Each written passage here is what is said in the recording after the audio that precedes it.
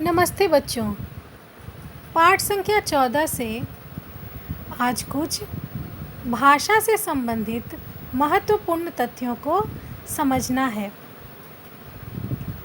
जिसमें से सर्वप्रथम है पाठ में से रेखांकित शब्दों के समानार्थी शब्द ढूंढकर वाक्य दोबारा लिखो।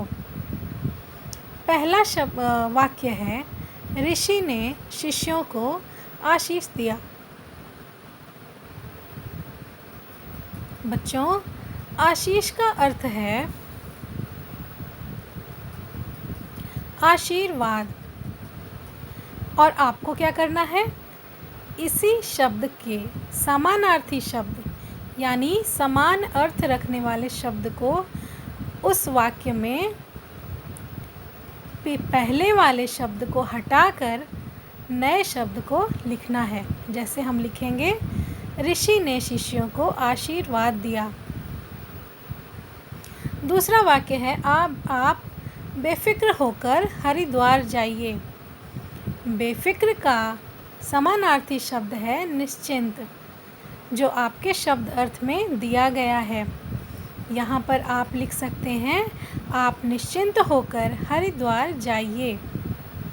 तीसरा वाक्य है, मालविका ने फूलों से मेहमान का स्वागत किया, जिसे हम इस प्रकार लिख सकते हैं, मालविका ने फूलों से अतिथि का स्वागत किया। घ, इतना न मारो कि उसकी जान ही निकल जाए। इतना न मारो कि उसके प्राण ही निकल जाएं। बच्चों, जान का समानार्थी प्राण भी होता है। ड, पुत्र तुम्हारा भला हो। भला का समानार्थी शब्द है कल्याण या मंगल। इसे हम इस प्रकार लिख सकते हैं, पुत्र तुम्हारा कल्याण हो या मंगल हो। आगे देखिए, पढ़ो और समझो में यहाँ क्या दिया गया है। पढ़ते और लिखते समय हम कहीं कहीं रुकते हैं। इसे दिखाने के लिए हम कुछ चिन्हों का प्रयोग करते हैं। जैसे क, मैं आपके साथ चलूँगा। चलूँगा के बाद हमने पूर्ण विराम का प्रयोग किया है। ख, आप कब आए। आप कब आए, इसमें आए के बाद हम प्रश्न सूचक चिन्ह का प्रयोग करते हैं, क्योंकि इसमें हम किसी से यह प्रश्न कर रहे हैं कि आप कब आए, इसलिए यहाँ पर प्रश्न सूचक चिन्ह का प्रयोग होगा। ग, कितना सुंदर है यह। बच्चों, यह विस्मय बोधक चिन्ह है, जो यह के बाद इस वाक्य के अंत में लगाया गया है। चौथा है, वह घर आया, खाना खाया और चला गया।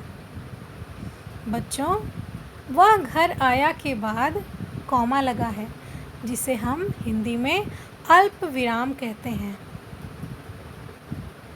तो इस वाक्य में वह घर आया अल्प विराम, खाना खाया और चला गया पूर्ण विराम। इस प्रकार इस वाक्य को लिखा गया है। आगे है, वाक्यांशों के लिए एक शब्द लिखो। जो हिंसा करता है उसे क्या कहते हैं? उसे हिंसक कहते हैं। जिसके आने की तिथि निश्चित न हो। अतिथि, जो दूसरों को लूटता मारता है। डाकू, जिसमें ज़रा भी दया ना हो, निर्दय। सेवा करने वाला, सेवक। इसी प्रकार आगे विलोम शब्द के सामने सही का चिन्ह लगाना है। विलोम शब्द यानी उल्टे शब्द। मूर्ख, यहाँ पर मूर्ख के लिए 3 विलोम शब्द दिए गए हैं। विलोम शब्द यानी उल्टा, यानी हमें मूर्ख का उल्टा लिखना है। तो मूर्ख का उल्टा क्या होगा? बुद्धिमान। इसलिए हम यहाँ पर बुद्धिमान के सामने सही का चिन्ह लगाएंगे। दूसरा है पाप। पाप का विलोम शब्द होना चाहिए पुण्य, इसलिए हम पुण्य के आगे सही का चिन्ह लगाएंगे। भयभीत, भयभीत का होना चाहिए क्या? डरपोक, निडर या निर्भय? क्या होना चाहिए बच्चों? भयभीत का निर्भय। अधिकार, अधिकार का कर्तव्य। आगे है बच्चों वाक्य बनाओ, जिसमें आपको आंखें खोलना, राह दिखाना, भेंट करना, इन तीनों शब्दों से वाक्य बनाने हैं, जो हम आगे अपनी कक्षा में करेंगे। इस नाटक को कहानी के रूप में लिखो। कहानी के लिए कोई दूसरा शीर्षक सुझाओ। ये सारी रचनात्मक कार्य भी हम आगे देखेंगे। अब चलिए बच्चों, हम एक मज़ेदार चित्रकथा पढ़ते हैं। इस चित्रकथा को पृष्ठ संख्या 57 में दी गई है। इसका शीर्षक है अपना अपना काम। यहाँ पर सबसे प्रथम चित्र में एक घर दिखाया गया है। इस घर के बाहर एक गधा और एक कुत्ता खड़े हैं और एक आदमी को दिखाया जा रहा है जो उस घर से कुछ सामान उठा रहा है, या आप कह सकते हैं कि वह सामान चोरी कर रहा है। वह कह रहा है, जल्दी जल्दी सामान बटोरता हूँ। इधर कुत्ते और गधे में बातें हो रही हैं। क्या बातें हो रही हैं? गधा कहता है, कुत्ते भाई तुम भौंकते क्यों नहीं? चोर घर का सामान लिए जा रहा है। इस पर कुत्ता कहता है, मुझे क्या ज़रूरत है? इतने समय से मैं रात रात जाग कर पहरेदारी करता हूँ, पर यह धोबी भर पेट खाना तक नहीं देता।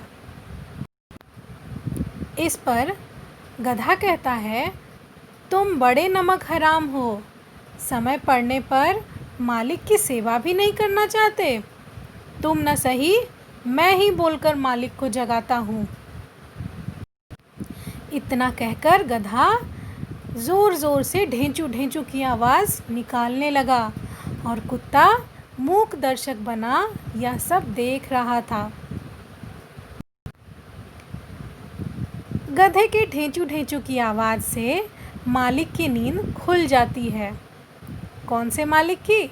उस घर के मालिक की और गधे और कुत्ते के मालिक की नींद खुल जाती है और वह कहता है, आधी रात को नींद खराब कर दी इस गधे ने रेंग रेंग कर, अभी मज़ा चखाता हूँ।